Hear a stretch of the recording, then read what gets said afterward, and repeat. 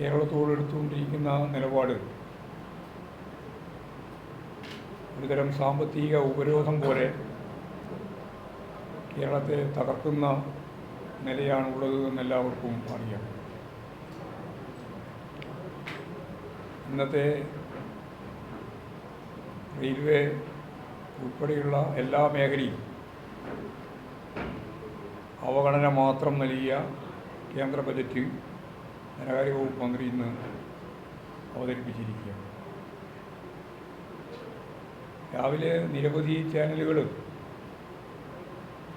വലിയ പ്രതീക്ഷകളാണ് ഇന്നത്തെ കേന്ദ്ര ബഡ്ജറ്റുമായിട്ട് ജനങ്ങളുടെ മുമ്പിൽ അവതരിപ്പിച്ചിരുന്നത്. യാതൊരു കാര്യവും കേരളവുമായിട്ട് ബന്ധപ്പെട്ട് ചെയ്യില്ല എന്ന വാശി, കേരളത്തോടുള്ള ഒരുതരം വെല്ലുവിളി, ഒരുതരം യുദ്ധപ്രഖ്യാപനം, അതാണ് കേന്ദ്ര ഗവൺമെൻറ്റിൻ്റെ ഭാഗമായിട്ട് ഇപ്പോഴും നമ്മൾ കണ്ടത്. ഇതൊരു പ്രധാനപ്പെട്ട വിഷയം തന്നെയാണ് കേരളത്തിൻ്റെ വളർച്ചയുടെയും വികാസത്തിൻ്റെയും ഇന്നത്തെ പ്രത്യേക ഘട്ടത്തിൽ. അത് സ്വാഭാവികമായിട്ടും ഈ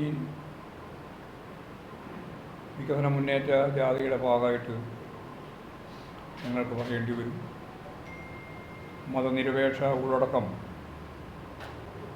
അതിനെതിരായിട്ട് വരുന്ന മതധ്രുവീകരണത്തിൻ്റെ പ്രശ്നം, അതും ഈ ജാതിയുടെ ഭാഗമായിട്ട് ഞങ്ങൾക്ക് പറയേണ്ടി വരുന്ന കാര്യമാണ്. അതോടൊപ്പം കേരളത്തിൻ്റെ സമാനതകളില്ലാത്ത രീതിയിലുള്ള വളർച്ച, ലോകോത്തരമായ രീതിയിൽ ശ്രദ്ധിക്കപ്പെടുന്ന നിലപാടുകൾ, ആ വികസന നിലപാടുകളും ഈ ജാതിയുടെ ഭാഗമായിട്ട് പ്രധാനമായിട്ട് ഉന്നയിക്കണം എന്ന് തന്നെയാണ് LDF തീരുമാനിച്ചത്. ക്ഷേമ പദ്ധതികളും ജനങ്ങളെ ചേർത്ത് നിർത്തി നടത്തിക്കൊണ്ടിരിക്കുന്ന പ്രവർത്തനങ്ങളും കഴിഞ്ഞ ബഡ്ജറ്റിൽ അവതരിപ്പിച്ച സമീപനങ്ങൾ ഉൾപ്പെടെ ഈ ജാതിയുടെ ഭാഗമായിട്ട് ജനങ്ങളുടെ മുമ്പിൽ അവതരിപ്പിക്കാൻ കഴിയുന്നതാണ്. അതിദാരിദ്ര്യം അവസാനിപ്പിച്ച ലോകത്തിലെ ഏറ്റവും പ്രധാനപ്പെട്ട നാടായിട്ട് കേരളം മാറിയിരിക്കുകയാണ്. ഇനി ദാരിദ്ര്യം അവസാനിപ്പിക്കാനുള്ള ശ്രമങ്ങളും അതിൻ്റെ ഒപ്പം തന്നെ തുടങ്ങി. ഉന്നത വിദ്യാഭ്യാസം സൗജന്യമാക്കിയ ഇന്ത്യയിലെ ഏറ്റവും പ്രധാനപ്പെട്ട സംസ്ഥാനം കേരളം. ഇതേവരെ നമ്മൾ ആദ്യഘട്ടത്തിലൊക്കെ പ്രാഥമികം, പിന്നെ പൊതുവായിട്ട് 10ാം ക്ലാസ് വരെ, പിന്നെ പ്ലസ് 2 ഉൾപ്പെടെ, ഇപ്പോഴാദ്യമായിട്ടാണ് ഉന്നത വിദ്യാഭ്യാസ മേഖലയിൽ നമ്മൾ സൗജന്യ വിദ്യാഭ്യാസം പ്രഖ്യാപിച്ചത്. ഈ ബഡ്ജറ്റിലത് പ്രഖ്യാപിച്ചിരിക്കുകയാണ്. അതേപോലെ തന്നെ 62 ലക്ഷത്തോളം വരുന്ന ജനങ്ങൾക്ക് നൽകിക്കൊണ്ടിരിക്കുന്ന കരുതൽ എന്ന നിലയിലുള്ള ക്ഷേമ പെൻഷൻ, അതിൻ്റെ വർധനവ് 2000 ആക്കി വർദ്ധിപ്പിച്ചു. സ്ത്രീ സുരക്ഷയുടെ ഭാഗമായിട്ടുള്ള ഏതാണ്ട് 31.39 ലക്ഷം സ്ത്രീകൾക്ക് 35 വയസ്സ് മുതൽ 60 വയസ്സ് വരെയുള്ളവർക്കുള്ള ആനുകൂല്യം. ചെറുപ്പക്കാർ പഠിച്ചുകൊണ്ടിരിക്കുന്നു. സ്വാഭാവികമായിട്ട് IT, polytechnic, engineering college, graduation, post graduation ഒക്കെ പൂർത്തിയാക്കുന്ന കുട്ടികൾക്ക്, ചെറുപ്പക്കാരികൾക്ക് ജോലി ലഭിക്കണമെങ്കിൽ ആധുനിക സമൂഹത്തിൻ്റെ ഭാഗമായിട്ടുള്ള പുതിയ കോഴ്സുകൾ, സ്കില്ലുകൾ നേടിയേ പറ്റും. അതിൻ്റെ ഭാഗമായിട്ടാണ് കണക്റ്റിംഗ് ജോബിൻ്റെ ഭാഗമായി 1000 ഉറുപ്പിക അത്തരം ആളുകൾക്ക് 5 ലക്ഷത്തിൽ കുറവായ വരുമാനമുള്ള കുടുംബങ്ങൾക്കാകെ ബാധകമാകുന്ന രീതിയിൽ ഇപ്പോഴും നടപ്പിലാക്കാൻ തീരുമാനിച്ചു. ഇങ്ങനെ കേരളത്തിൻ്റെ സമഗ്ര മേഖലയിൽ ഇടപെട്ടുകൊണ്ട് ഒരു നവകേരളം സൃഷ്ടിക്കുന്നതിന് വേണ്ടിയുള്ള പ്രവർത്തനത്തിൽ ഓരോരോ കാൽവപ്പായി ഓരോ ബഡ്ജറ്റും ഈ 2 ടേമിലെ ഗവൺമെൻറ്റും ആകെ മുന്നേറിക്കൊണ്ടിരിക്കുന്നു എന്നുള്ളതാണ് സത്യം. അപ്പോൾ ആ അർത്ഥത്തിൽ ഒരു വികസിത കേരളത്തെ, നവകേരളത്തെ രൂപപ്പെടുത്താൻ വേണ്ടിയുള്ള പ്രവർത്തനമാണ് ഇടതുപക്ഷ ജനാധിപത്യ മുന്നണി ഗവൺമെൻറ് നടത്തിക്കൊണ്ടിരിക്കുന്നത്. എല്ലാ തരത്തിലുള്ള കള്ളപ്രചരണങ്ങളും ഇടതുപക്ഷ ഗവൺമെൻറ്റിനെതിരായിട്ട് പാർട്ടികൾ ഭൂഷ്വ പാർട്ടികൾ മാത്രമല്ല, മാധ്യമങ്ങളാണ് അതിൻ്റെ മുമ്പിലെ ഏറ്റവും പ്രധാനപ്പെട്ട കരുത്തായിട്ട് അവർക്ക് ഊർജ്ജം നൽകുന്നത്. എല്ലാ തരത്തിലുള്ള അപവാദ പ്രചരണങ്ങളെയും അതിജീവിച്ചുകൊണ്ട് ഇടതുപക്ഷ ജനാധിപത്യ മുന്നണിക്ക് വലിയ രീതിയിൽ ജനങ്ങളുടെ അനുഭവത്തിൻ്റെ വെളിച്ചത്തിൽ, അതാണ് കഴിഞ്ഞ പ്രാവശ്യം നമ്മൾ കണ്ടത്. കഴിഞ്ഞ പ്രാവശ്യവും ഭൂഷ്വ രാഷ്ട്രീയ പാർട്ടികളും പ്രതിപക്ഷ പാർട്ടികളും എതിരായിരുന്നു. കേന്ദ്ര ഗവൺമെൻറ് ആണെങ്കിൽ അവരുടെ ഏജൻസികളെ മുഴുവൻ ഒരു 5-8 തരത്തിലുള്ള ഏജൻസികളെ കേരളത്തിൽ വിന്യസിപ്പിച്ചാണ് അപവാദ പ്രചരണം സംഘടിപ്പിക്കുന്നതിന് കൂട്ടുകൂട്ടിയത്. മാധ്യമങ്ങൾ ഞാൻ നേരത്തെ പറഞ്ഞ പോലെ അതിശക്തിയായിട്ട് ഞങ്ങൾക്കെതിരായി അന്നും രംഗത്ത് വരികയുണ്ടായി. എല്ലാം ഉണ്ടായിട്ടും ആരും പ്രതീക്ഷിക്കാത്ത വിജയം കേരളത്തിൽ ചരിത്രത്തിലാദ്യമായി നമുക്ക് നേടാനായി. ഇനിയിപ്പോഴും 3ാമത്തെ ടേമിലേക്കുള്ള യാത്രയാണ്. തീർച്ചയായും ഈ പ്രചരണ പ്രവർത്തനങ്ങളെല്ലാം സമാപിച്ച് കേരളം വലിയ ഒരു രാഷ്ട്രീയ പോരാട്ടത്തിലേക്ക് നീങ്ങാൻ പോകുന്ന ഘട്ടമായിരിക്കുന്നത്. ഞാൻ നേരത്തെ പറഞ്ഞ നവകേരളത്തിലേക്ക് നയിക്കുന്നതിന് വേണ്ടിയുള്ള പ്രാപ്തി നമുക്ക് നേടാനാവും, കഴിയും എന്ന് തന്നെയാണ് ഞങ്ങൾ പ്രതീക്ഷിക്കുന്നത്. ഈ ജാഥ ആദ്യം ഉദ്ഘാടനം ചെയ്യുന്നു എന്നുള്ളതാണ്. 3ാമതായിട്ട് 2 ജാഥ കൂടി ഇതിൻ്റെ ഒപ്പം സഞ്ചരിക്കാൻ തീരുമാനിച്ചിട്ടുണ്ട്. 3 ജാഥകളാണ് കേരളത്തിൽ ആകെ LDFിൻ്റെ ഭാഗമായിട്ട് നടക്കുന്നത്. ഇതിപ്പോൾ കാസർഗോഡ്, കണ്ണൂർ, വയനാട്, കോഴിക്കോട്, മലപ്പുറം, പാലക്കാട് ജില്ലകളിലാണ് ഈ ജാഥ സഞ്ചരിക്കുക. 12-ാം തീയതി ദേശീയാടിസ്ഥാനത്തിൽ തൊഴിലാളി വർഗവും മറ്റ് അധ്വാനിക്കുന്ന ജനവിഭാഗങ്ങളും നടത്തിക്കൊണ്ടിരിക്കുന്ന പോരാട്ട സമരത്തിൻ്റെ ഏറ്റവും പ്രധാനപ്പെട്ട ഒരു ദിനമാണ്. പണിമുടക്ക് ഉൾപ്പെടെ പ്രഖ്യാപിച്ച ദിനമാണ്. അന്ന് ഞങ്ങൾ അതിനോട് ഐക്യദാർഢ്യം പ്രകടിപ്പിച്ച് ജാഥാ പര്യടന പരിപാടി 12-ാം തീയതി നടത്താൻ ഉദ്ദേശിക്കുന്നുണ്ട്. അപ്പോൾ 16-ാം തീയതിയാണ് ഈ ജാഥ സമാപിക്കുക. മധ്യ കേരളത്തിൻ്റെ ഭാഗമായിട്ടുള്ള ജാഥ എറണാകുളം, ഇടുക്കി, കോട്ടയം, പത്തനംതിട്ട ആ ജില്ലകളിലാണ് പര്യടനം നടക്കുക. തീരദേശത്തോടുകൂടി വളരെ പ്രധാനപ്പെട്ട ഒരു ജാഥ തൃശ്ശൂരിൽ നിന്ന് ആരംഭിച്ച് ആലപ്പുഴ, കൊല്ലം, അതുപോലെ തിരുവനന്തപുരം ഈ 4 ജില്ലയിലാണ്. CPIയുടെ സംസ്ഥാന സെക്രട്ടറിയാണ് വിനോയ് വിശ്വം സഖാവാണ് ആ ജാഥ നയിക്കുന്നത്. കേരള കോൺഗ്രസ് മാണിയുടെ സംസ്ഥാന നേതാവാണ്, ചെയർമാനാണ് ജോസ് കെ മാണി. അദ്ദേഹമാണ് എറണാകുളം മേഖലയിലുള്ള ജാഥ നയിക്കുക. എല്ലാ ജാഥകളും ഒരു ദിവസം രാവിലെ ഒരു പരിപാടി, അതിനുശേഷം ഉച്ചയ്ക്ക് ശേഷം 3 പരിപാടി എന്ന രീതിയിലാണ് ക്രമീകരിച്ചിട്ടുള്ളത്. വലിയ ജനകീയ മുന്നേറ്റം സൃഷ്ടിക്കാൻ ഈ ജാഥക്ക് സാധിക്കും. എല്ലാം ഓരോ മണ്ഡലത്തിൽ ഓരോ പരിപാടി എന്ന നിലയിലാണ് ആസൂത്രണം ചെയ്തിട്ടുള്ളത്. ആ പരിപാടികളെല്ലാം വിജയിപ്പിക്കുന്നതിന് വേണ്ടിയുള്ള തയ്യാറെടുപ്പിലാണ് ഇടതുപക്ഷ ജനാധിപത്യ മുന്നണിയാകെ ഒറ്റക്കെട്ടായിട്ട് ഉള്ളത്. ഈ ജാഥയോടൊപ്പം ഇടതുപക്ഷ ജനാധിപത്യ മുന്നണിയുടെ എല്ലാ പാർട്ടി നേതാക്കളും ഇവിടെ പങ്കെടുക്കുന്നുണ്ട്. CPIയുടെ ദേശീയ സെക്രട്ടേറിയറ്റ് അംഗം സഖാവ് നമുക്കെല്ലാം അറിയുന്നത് പോലെ MP കൂടിയായ സന്തോഷ് കുമാറാണ് നമ്മുടെ മാനേജർ. ബാക്കി എല്ലാ നേതാക്കളും ഇവിടെ പങ്കെടുക്കുന്നു. ഓരോരാളായിട്ട് വെളിപ്പെടുത്തി ഞാൻ റെയിൽവേ അപകടനയെപ്പറ്റി ഞാൻ നേരത്തെ പറഞ്ഞു. റെയിൽവേ മാത്രമല്ല, ഒരു കാര്യവും കേരളത്തിൽ അനുകൂലമായിട്ട് ഈ ബഡ്ജറ്റിൻ്റെ ഭാഗമായിട്ട് ഇല്ല. ഇപ്പോൾ UDFകാർ പ്രതികരിച്ചത് കേന്ദ്രത്തിൻ്റെ നിലപാടിനെതിരാണ് എന്ന് പറഞ്ഞുകൊണ്ട് തന്നെ കേരളം ആവശ്യപ്പെട്ടിട്ടില്ല എന്ന പച്ച കളവ്. എന്തു പറയുമ്പോഴും കളവ് പറയുക എന്നുള്ളതാണ് ഏറ്റവും പ്രധാനപ്പെട്ട വി.ഡി. സതീശൻ ഉൾപ്പെടെയുള്ളവരുടെ ഇപ്പോഴത്തെ സമീപനം. എയിംസ് ഉൾപ്പെടെ ഞാൻ അവരോടൊന്നും പറയാൻ പോവാം.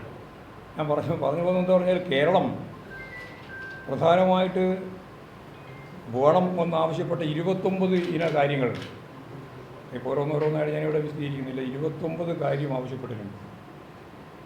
അതിലേറ്റവും പ്രധാനപ്പെട്ട പദ്ധതികളാണ് നമ്മൾ എയിംസ് ഉൾപ്പെടെയുള്ള കാര്യങ്ങൾ. എല്ലാ ബഡ്ജറ്റ് അവതരിപ്പിക്കുന്ന സന്ദർഭത്തിൽ MP കൂടിയാണല്ലോ ഇവിടെ നമ്മൾ മാനേജറായിട്ടുള്ളത്. എല്ലാ ഘട്ടത്തിലും നമ്മൾ പറഞ്ഞിട്ടുള്ളതാണ് ഈ എയിംസിൻ്റെ കാര്യം. അതിന് സ്ഥലം കണ്ടെത്തി ആ സ്ഥലത്ത് കൂടുതൽ സ്ഥലം വേണം, അതുപോലെ തന്നെ മറ്റ് സൗകര്യങ്ങൾ വേണം എന്ന് പറഞ്ഞിട്ട് താല്പര്യം അതും ചെയ്യുന്നതിന് വേണ്ടി തയ്യാറായി. എല്ലാം കഴിഞ്ഞിട്ടും എയിംസ് അംഗീകരിക്കുന്നില്ല എന്നുള്ളതാണ് കേരളത്തോടുള്ള അവഗണനയുടെ ഏറ്റവും പ്രധാനപ്പെട്ട ഒരു കാര്യം. ഇവിടെ പ്രധാനപ്പെട്ട റെയിൽവേ വികസനവുമായിട്ട് ബന്ധപ്പെട്ട കാര്യമുണ്ട്. അതിവേഗ അല്ലെങ്കിൽ അർദ്ധവേഗ തീവണ്ടികൾക്ക് യാത്ര ചെയ്യാൻ സാധിക്കുന്ന പുതിയ റെയിൽ സംവിധാനം ഒന്നും തന്നെ നമുക്ക് അനുവദിച്ചിട്ടില്ല. നേരത്തെ റെയിലുമായിട്ട് ബന്ധപ്പെട്ട് ചർച്ച ചെയ്തതാണ്. കേന്ദ്ര ഗവൺമെൻറ് കൂടി അവരുടെ കൂടി പങ്കാളിത്തത്തോടുകൂടി നടത്താൻ വേണ്ടി നമ്മൾ തീരുമാനിച്ചതാണ്. അത് അവസാനം കേന്ദ്ര ഗവൺമെൻറ് സമ്മതിച്ചില്ല. അപ്പോഴാണ് കുറച്ച് ദിവസങ്ങൾക്ക് മുമ്പ് നിങ്ങൾക്ക് ഓർമ്മയുണ്ടാവും, കേന്ദ്ര ഗവൺമെൻറ് തന്നെ പിന്തുണയോടുകൂടി ഞാൻ തയ്യാറാക്കുന്ന പദ്ധതി എന്ന് പറഞ്ഞിട്ട് നമുക്കെല്ലാം പ്രിയപ്പെട്ട ശ്രീധരൻ, എല്ലാവർക്കും അറിയാമല്ലോ ശ്രീധരൻ്റെ, അദ്ദേഹം ഒരു പരിപാടി കേരളത്തിൻ്റെ മുമ്പിൽ കേന്ദ്രത്തിൻ്റെ ഭാഗമായിട്ടാണ്, കേന്ദ്ര ഗവൺമെൻറ്റിൻ്റെ പിന്തുണയോടുകൂടിയാണ് എന്ന് പറഞ്ഞിട്ട് അവതരിപ്പിച്ചു. പക്ഷേ ഇന്ന് ഇപ്പോൾ പ്രഖ്യാപിച്ചു വന്നപ്പോൾ അതുമില്ല. ശ്രീധരൻ തന്നെ അതിശക്തിയായിട്ടുള്ള നിരാശയാണ് ഇപ്പോൾ പറഞ്ഞിട്ടുള്ളത്. എന്നാൽ കേരളത്തിലെ ഗവൺമെൻറ് ഞങ്ങൾ പ്രധാനമായിട്ടും ഒരു പുതിയ പദ്ധതി ഇതിൻ്റെ ഭാഗമായിട്ട് അവതരിപ്പിച്ചിട്ടുണ്ട്. മന്ത്രിസഭ അംഗീകരിച്ചു, തത്വത്തിൽ അംഗീകരിച്ചു. കേന്ദ്ര ഗവൺമെൻറ്റുമായിട്ട് ചർച്ച ചെയ്യാമെന്ന് കേന്ദ്രമന്ത്രിയോട് സംസാരിച്ചപ്പോൾ സമ്മതിക്കുകയും ചെയ്തു. അത് ഈ റെയിലിൻ്റെ ഭാഗമായിട്ടല്ല, നമ്മളത് RRTC എന്ന രീതിയിലാണ് നമ്മൾ കാണുന്നത്. അത് റാപ്പിഡ് റെയിൽ ട്രാൻസ്പോർട്ട് സിസ്റ്റം എന്ന രീതിയിലാണ് അത് അവതരിപ്പിച്ചത്. അതായത് നഗരങ്ങളിൽ നിന്ന് നഗരങ്ങളിലേക്കുള്ള യാത്രക്ക് ആവശ്യമുള്ള ഒരു പദ്ധതി ഇപ്പോഴത് ഇന്ത്യയിൽ നടപ്പിലാക്കിയിട്ടുണ്ട്. അതിൻ്റെ ഒപ്പം ചേർന്നുകൊണ്ട് കേരളത്തിലും നടപ്പിലാക്കാൻ സാധിക്കുമെന്നുള്ളതാണ് വകുപ്പ് മന്ത്രിയുമായിട്ട് സംസാരിച്ചപ്പോൾ ഉണ്ടായിട്ടുള്ള ഒരു ധാരണ. അത് പ്രഖ്യാപിക്കപ്പെട്ടിട്ടില്ല, ഇപ്പോഴും അതും പ്രഖ്യാപിച്ചിട്ടില്ല. ഞങ്ങളെ സംബന്ധിച്ചിടത്തോളം ഒരു കാര്യം വളരെ വ്യക്തമായിട്ട് ചൂണ്ടിക്കാണിച്ചിട്ടുണ്ട്.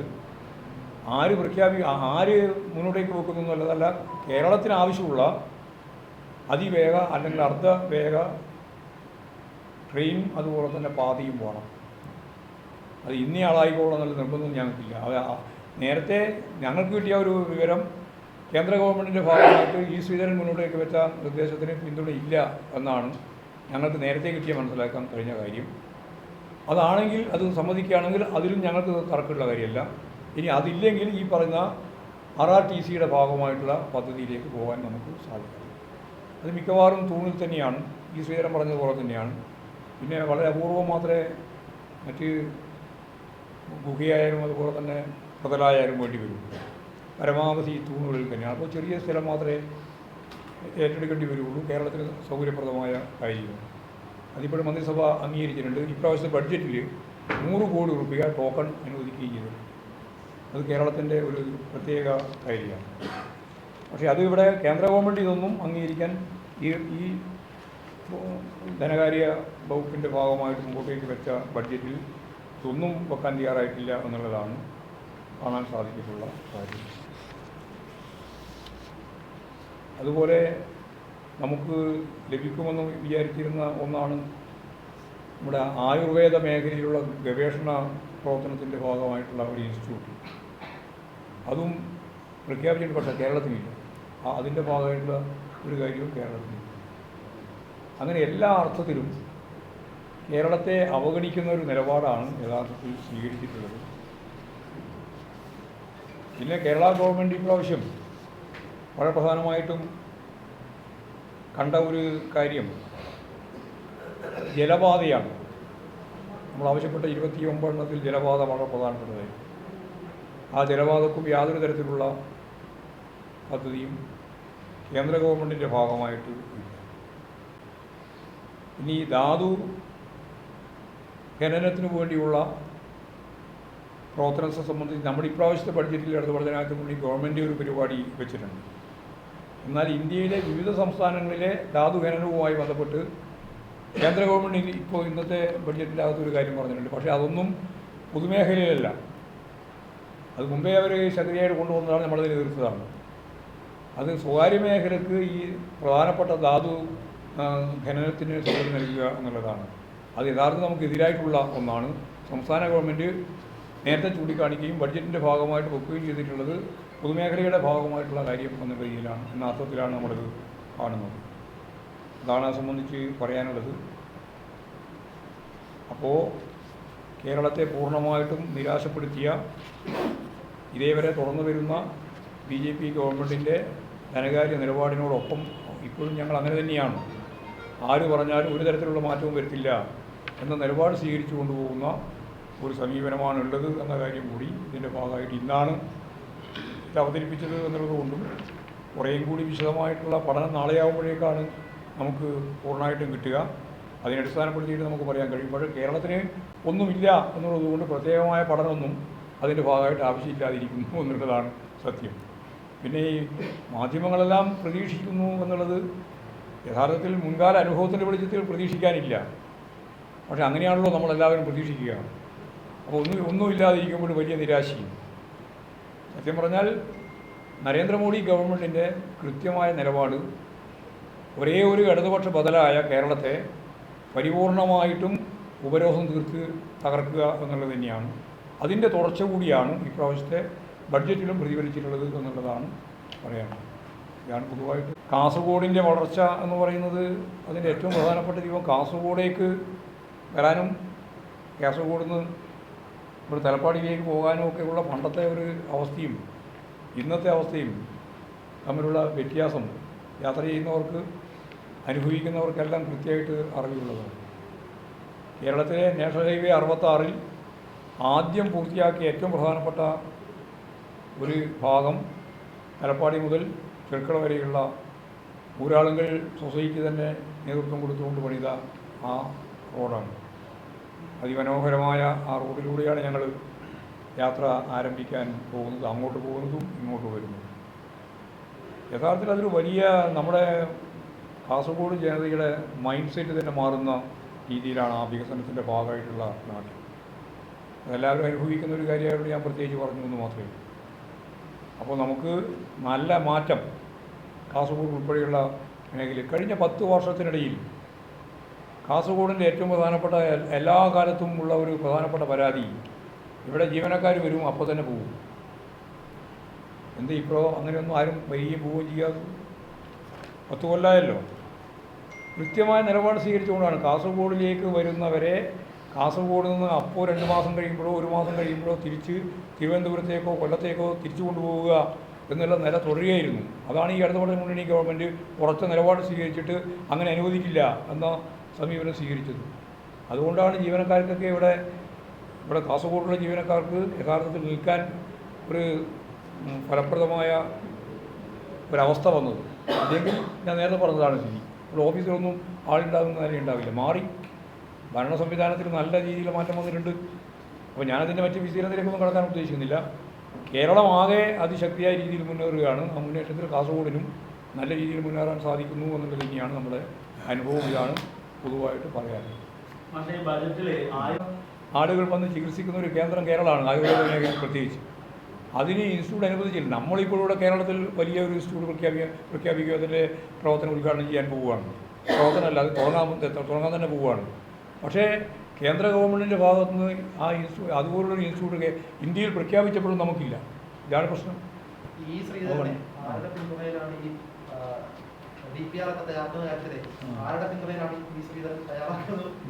BJP ആയിരിക്കുമല്ലോ അദ്ദേഹം, അങ്ങനെയല്ലേ പറഞ്ഞത്.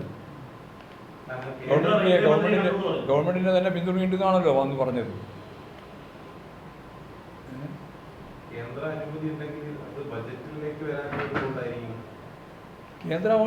കേന്ദ്രത്തിൻ്റെ പിന്തുണയില്ല.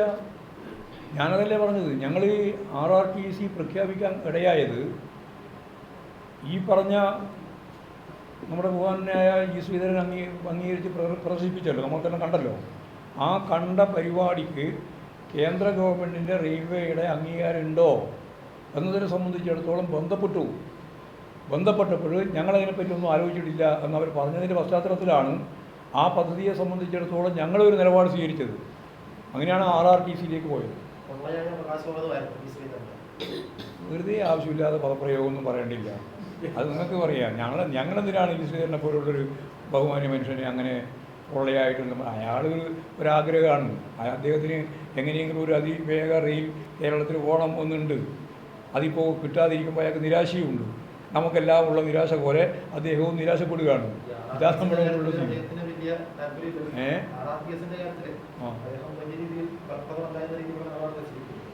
അതെ, അത് അദ്ദേഹത്തിൻ്റെ പരിപാടി കിട്ടുമെന്ന് വിചാരിച്ചിട്ടാണല്ലോ. ഇനിയിപ്പം എങ്ങനെയാ പറയാമെന്ന് പറയാൻ പറ്റില്ല. പ്രതീക്ഷിക്കാൻ എല്ലാവർക്കും അവകാശമുണ്ടല്ലോ.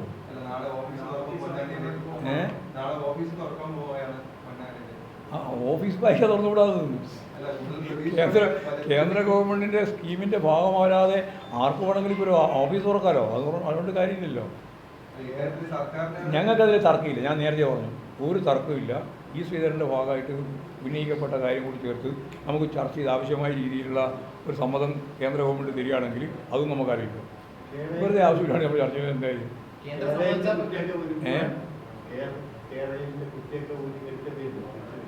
കേരളയിലെ അല്ല, അതെല്ലാം നമ്മൾ കോൺഗ്രസ്സുകാരൻ്റെ ഊരിയല്ലോ. മിക്കവാറും ഊരിക്കൊണ്ടുപോയിരുന്നു. അന്ന് പ്രധാനപ്പെട്ട ഊരൽക്കാരായി കേസുകാരൻ ഉൾപ്പെടെയുള്ളവരെല്ലാം ഊരിയില്ലേ. പിന്നെ അതിനെന്തിനാ ഇങ്ങനെ വിഷമിക്കുന്ന കാര്യം?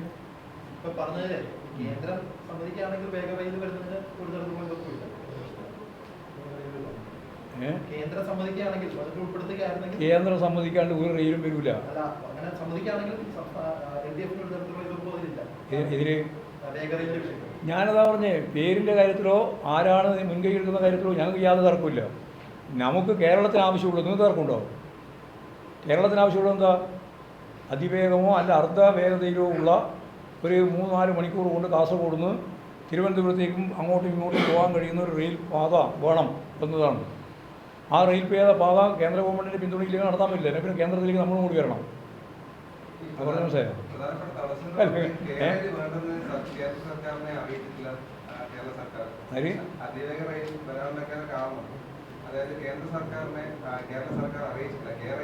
സതീശൻ്റെ പ്രേതാണല്ലോ ചോദ്യം കേൾക്കുമ്പോൾ. അങ്ങനെയുണ്ട്. അങ്ങനെ ഉണ്ടാകുക? കേരളയിൽ തരേണ്ടുന്നതിൻ്റെ ഏറ്റവും പ്രധാനപ്പെട്ട ഏജൻസി കേന്ദ്ര ഗവൺമെൻറ്റല്ലേ. ഞങ്ങൾ കേന്ദ്ര ഗവൺമെൻറ്റിൻ്റെ ഭാഗമായിട്ട് റെയിൽവേയുമായിട്ട് ചേർന്ന് സംയുക്ത സംരംഭമല്ലേ കേരളയിൽ. അങ്ങനെയാണല്ലോ തീരുമാനിച്ചത്. അതിനടിസ്ഥാനപ്പെടുത്തിയില്ലേ ആ പരിപാടി തന്നെ ആസൂത്രണം ചെയ്തത്. അതിനടിസ്ഥാനപ്പെടുത്തിയില്ലേ DPR തയ്യാറാക്കിയത്.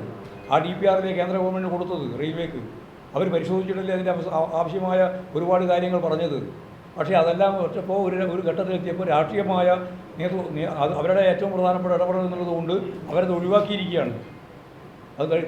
അതിന് അനുവാദം തരില്ല എന്ന നില സ്വീകരിച്ചിരിക്കുകയാണ്. അവിടെ ഇനി മറുപടി ഇട്ടായില്ല എന്ന് പറയണ്ട. മറുപടി എത്ര പ്രാവശ്യം പറഞ്ഞ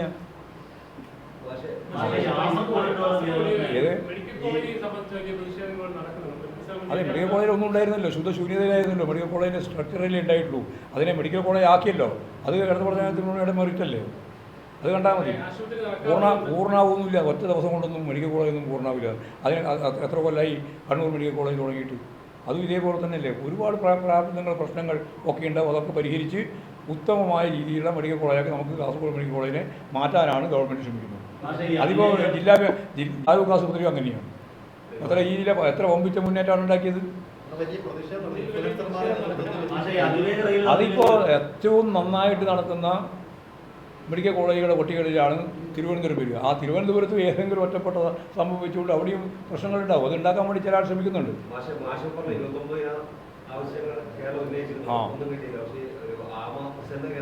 ആമ കിട്ടിയിട്ടുണ്ട്.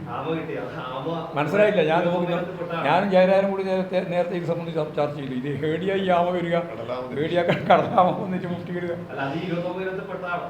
അല്ലല്ല, ഞങ്ങൾ ആവശ്യപ്പെട്ടതൊന്നുമല്ല.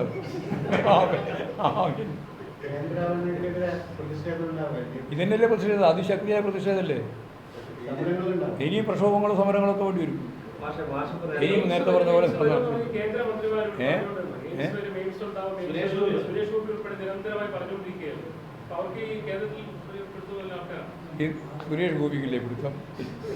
സുരേഷ് ഗോപിക്ക് തന്നെ എയിംസ് ഇല്ല. എന്തെങ്കിലും ഒരു എയിംസ് വേണ്ടേ? എയിം വേണ്ടേ? എയിംസിന് വേണമെങ്കിൽ ഒരു എയിം വേണ്ടേ? സുരേഷ് ഗോപിക്ക് തന്നെ എയിമില്ല. പിന്നെന്താ? അല്ല, ആമയോടൊന്നും ഞങ്ങൾക്ക് വിരോധമില്ല. നാളെ പത്രത്തിൽ ചോദിക്കണ്ട. പോയി നമ്മളോട് ചോദിച്ചു ആമയോ എന്ന് പറഞ്ഞു എന്ന് പറഞ്ഞാൽ പിന്നെ ആമക്കെതിരായിരുന്നല്ലോ, അത് പ്രകൃതിക്ക് എതിരായിട്ടല്ലേ യാഥാ നേതാവ് പറഞ്ഞതെന്നൊന്നും നാളെ പറയണ്ട. ഞാൻ ആമക്കും എതിരല്ല. പക്ഷേ എന്താ ആമ വളർത്തുന്ന കേന്ദ്രം എന്നുള്ളത് എനിക്ക് മനസ്സിലായിട്ടില്ല. അതുകൊണ്ട് പറഞ്ഞത് മാത്രമേ ഉള്ളൂ. ഞാൻ പറഞ്ഞത് നേരത്തെ പറഞ്ഞത് ഏറ്റവും പ്രധാനപ്പെട്ടത് ഒഴിവാക്കപ്പെട്ട UDF അജണ്ടയിൽ ഇല്ലാതിരുന്ന നാഷണൽ ഹൈവേ 66 രാജ്യത്തിന് മാതൃകയാവുന്ന രീതിയിൽ ഊരാളുങ്കൽ സൊസൈറ്റിക്ക് കിട്ടിയിട്ടുള്ള ആദ്യത്തെ റീച്ച് എന്ന രീതിയിൽ തലപ്പാടി മുതൽ ഇവിടെ ചെറുക്കള വരെ 25 മിനിറ്റ് കൊണ്ട് ഓടിയെത്തിക്കാൻ സാധിക്കുന്ന ഒരു സുന്ദരമായിട്ടുള്ള റോഡ് ഗതാഗതം ഈ 66ൻ്റെ ഭാഗമായിട്ട് നാഷണൽ ഹൈവേൻ്റെ ഭാഗമായിട്ട് വന്നിരിക്കുന്നു എന്നുള്ളതിൻ്റെ സന്തോഷമാണ് ഞാൻ പറഞ്ഞത്. ആ മൈൻഡ് സെറ്റ് നിങ്ങൾക്ക് എങ്ങനെയാണ് ബാധിക്കുന്നത്? അത് നല്ല കാര്യമില്ല. എങ്ങനെയാണ് ഒന്നുകൂടി അത് അങ്ങോട്ട് അത് പറഞ്ഞ് തീർക്കുക. അത് പറയുന്നില്ലല്ലോ, നിങ്ങൾക്ക് പറയാൻ ധൈര്യം ചെയ്യുന്നില്ല. അനുഭവം തിരക്കട്ടെ, മോശമില്ലല്ലോ അല്ലേ? അല്ല, അത് നല്ലതല്ലേ?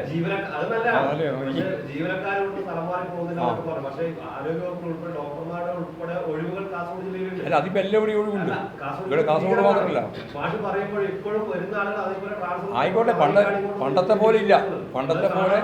പണ്ടത്തെ പോലെ ഇപ്പോഴില്ല. അതിന് വലിയ തർക്കവും പ്രശ്നവും ഒക്കെ ഞങ്ങളൊക്കെ കണ്ടതാണ്. കാസർഗോഡ് വരിക, അപ്പം തന്നെ അങ്ങോട്ട് പോവുക. ആ അവസ്ഥയ്ക്ക് പോയി. രാജീവ് ചന്ദ്രശേഖർ പറഞ്ഞത് ഇതുവരെ കൊടുത്ത പദ്ധതികളൊന്നും നടപ്പിലാക്കിയിട്ടില്ല. വീടുണ്ടാക്കാൻ കഴിയാത്തവർക്ക് എങ്ങനെയാ റെയിൽവേ ഉണ്ടാക്കാൻ കഴിയുക? AKG സെന്ററിനാണോ ഇതിന് പണം കൊണ്ടുവരിക എന്നാണ് രാജീവ് ചന്ദ്രശേഖർ ഈ ബജറ്റ് മറുപടി അർഹിക്കുന്നില്ല. 2014 ഒരു ഗൗരവമുള്ള രാഷ്ട്രീയ പാർട്ടിയുടെ നേതാവ് ചോദിക്കുന്ന ചോദ്യമായിട്ട് ഞാനത് കാണുന്നില്ല. അങ്ങനെയുള്ള ചോദ്യം ചോദിക്കുന്നതിന് മറുപടിയുമില്ല. AKG സെന്ററിനാണോ കൊണ്ടുവരേണ്ടതെന്ന് അതല്ലേ ചോദിച്ചു എന്ന് പറഞ്ഞത്. രാജീവ് ചന്ദ്രശേഖരൻ പറഞ്ഞത് അതെങ്കിൽ ആ രാജീവ് ചന്ദ്രശേഖരന് മറുപടിയില്ല. മറുപടിയില്ല അതല്ല, മറുപടി അർഹിക്കുന്നില്ല. 2016 അന്ന് യാത്ര നടത്തിയപ്പോൾ പോസ്റ്റിലൊക്കെ ഇപ്പോഴുണ്ടത് കേന്ദ്ര സർക്കാർ ദുരിതബാധിതരെ കുറിച്ച് കുറേ കാര്യങ്ങൾ പറഞ്ഞിരുന്നു. ഇപ്പോൾ കേന്ദ്ര സർക്കാരുമായി ബന്ധപ്പെട്ട് ജില്ലയിൽ സെല്ലിനെ രൂപീകരിച്ച് അതിൻ്റെ പ്രവർത്തനങ്ങളൊക്കെ സജീവമായി